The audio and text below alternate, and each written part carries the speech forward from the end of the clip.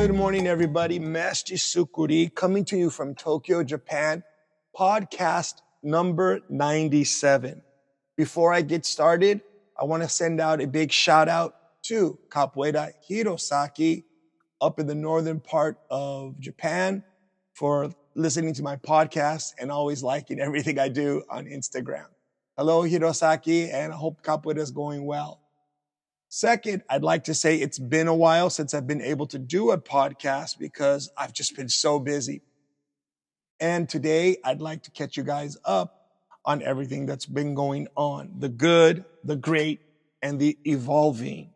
So for me, a lot of things have been going on over the last few months, especially since the beginning of 2025. As always, anyone who knows me knows that I'm constantly trying to evolve, trying to be better, and trying to level up, not just myself as a master, but as a person, as a human being, and as everything I do to make the world a better place. So stick around, listen up, and we're going to jump right into today's podcast.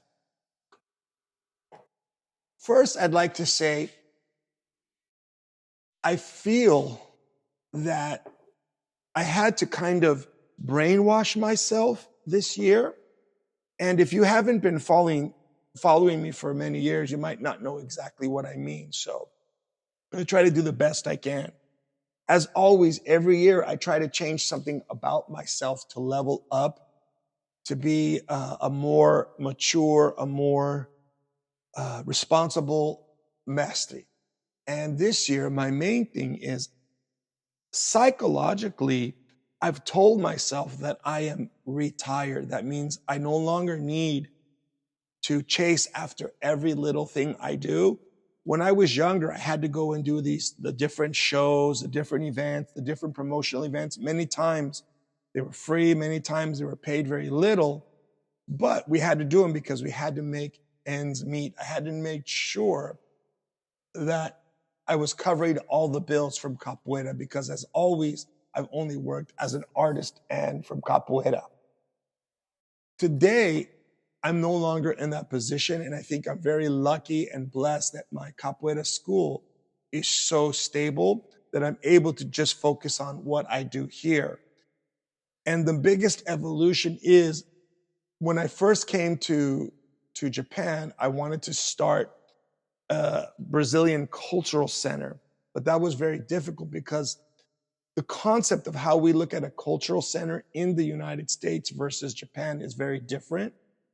And in many ways, I've had to create the environment around the people who know me. So moving forward, I really consider that I'm actually coming full circle and going back to what my original plan was. My main income comes from my kid students, but my adults are just as valuable and amazing and special to me. So I've been doing a lot more cultural things again, and those things make me happy and continue to grow my passion about Capoeira while I'm here in Japan.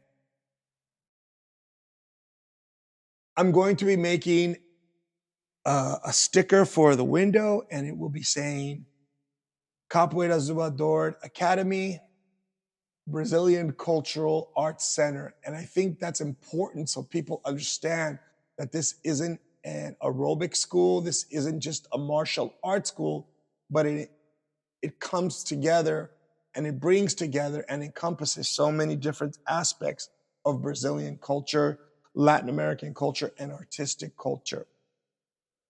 Although I don't plan a lot of things to change, I do plan to start doing things that I used to do more, like performances. And of course, because times have changed, instead of doing live performances, I plan to do more online YouTube videos, and with technology, equipment, and everything's here so that I can do that and be more comfortable, happy, organized, especially when I'm doing that with children, to be able to put them together so that they can do so much more.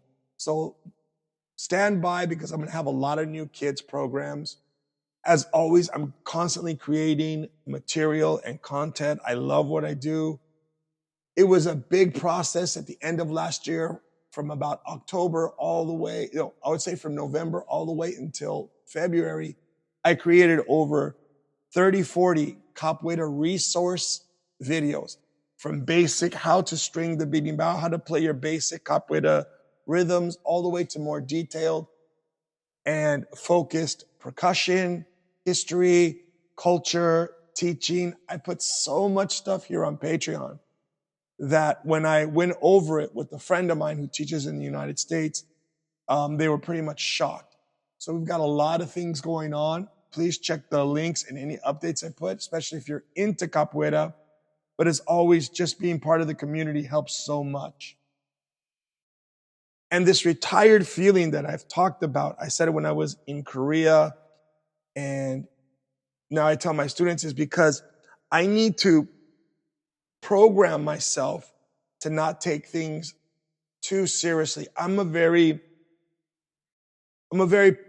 hardworking individual, but I'm constantly need to keep myself busy, because if I don't, I feel like I'm not growing my business. My business isn't going to have money coming in. So I'm constantly doing things, finding things. And many times it led me in all over the place, and I wasn't focused on what I'm doing. But with age and experience, now I feel incredibly focused and organized. And I'm going to share with you guys what I do more and more every day to keep myself focused in doing what I do and happy and fulfilled. This retired feeling allows me to not have to worry about being liked. I don't know if that makes any sense, but when you're in an industry where people have to like you, to bring you, to be involved in their projects, they want you to support what they're doing, good or bad. And in most cases, if it's bad, you can't say anything, because if you do, then you won't be invited, or you won't be considered part of, quote unquote, the community. And now, as a person in my head, I feel semi-retired, that I'm able to just do what I do and not have to worry about people's feelings. It doesn't mean that I don't care about other people. It's just when it comes to what I do, too many people who have no business giving an opinion, no quality control, no understanding of the deep and profound aspects of Brazilian cultural arts, tend to give a lot of opinions when they can't even play the berimbau well, when they can't even jinga to the music, or they can't even do a simple samba de roda step. But they'll give an opinion about capoeira, or in most cases, from what I've seen, have high-level belts and are teaching. This is not a podcast to talk bad about people, but it is what it is. And fortunately, I don't have to be involved with that, and that makes me a happier and a lot more mentally stable, I think. And I'm able to focus on my art, my creativity, and my passion for what I do. So that's what it means when I say I'm retired. It doesn't mean that I'm going to stop doing what I'm doing. It just means I'm going to stop dealing. I don't have to be liked by everybody to do what I do, and I can afford to do what I do without worrying about whether people are going to cancel me or not call me. So there it is. I'm moving forward. Part of that is that it really helps me to focus and re-inspire myself in capoeira, especially in music and art, because I'm able to focus my time on my own physical capoeira training, my rehabilitation for my knee, my artistic expression, music, projects I want to do with my kids and my adults, so many things that I want to do that I need to understand that I don't need to be looking for outside things or worrying about pleasing outside aspects of my life that really don't matter. So that's what it means to be retired. With that in mind, it gives me a lot of time to do what I love to do. And I'd like to drum roll, the return of Upcycle Tokyo. If you don't know, I love cutting bottles, especially wine bottles, and making glasses and doing woodwork, just simple woodwork. I'm not a highly advanced professional, but I love doing what I do. And I'm going to be creating a lot of upcycle products right now. I'm working on floating wine bottle holders, and I don't know if you've ever seen that, but those are coming out soon and videos will be coming. Just follow my Instagram and you'll see a lot of what I'm doing. And I really love doing it. It's therapeutic. It helps me to focus and it helps me to evolve and put my creativity of what I have in my head and in my heart directly into things that people can use. And these things really make me happy in what I'm doing. Boa fashion is always something. I love designing t-shirts. We recently did some Mestre Boa Gente t-shirts and those were awesome. And I realize more and more that I charge so little for what I do that I need to be more realistic and more uncaring, whether people like it or not, buy it or not, but just do what I do. So Boa fashion, also some new designs coming out, so stand by.